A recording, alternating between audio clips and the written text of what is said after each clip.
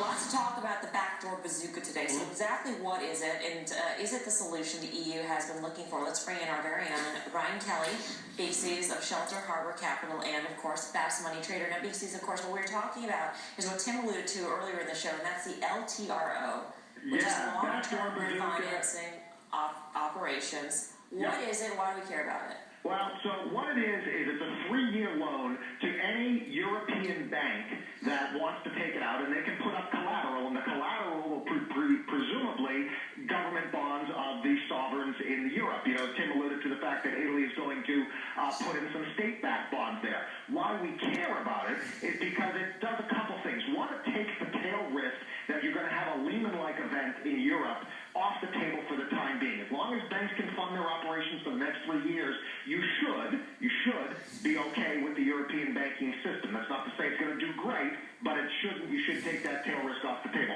The other thing it does is they can now go and buy more bonds and try to get those yields come in a little bit.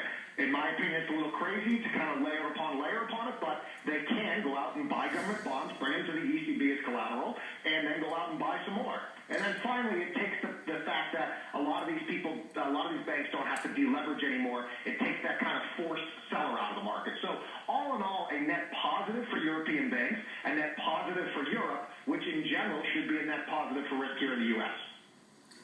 Beeks, it's Karen. Let me ask you something. They still are probably undercapitalized now. A lot of these European institutions. Does this? I see how it stalls the need to recapitalize, but shouldn't they be trying to recapitalize it? Especially as Basel III starts to go into effect next year. Well, so you'll probably have two different things happening. I would guess that the larger European banks would not want to play this game because they don't want to lever up and have to recapitalize. The smaller banks that really don't have much of a business left may want to play this carry trade. You know, borrow at 1%. Buy bonds at 6% for the next 3 years, play that carry trade as a way to increase capital, or at least that's what the hope is. Again, I'm not sure this is the end-all and be-all solution, but it certainly takes tail risk off the table. All right. BC's, thanks so much for phoning in and shedding some light on LTRO. Yeah.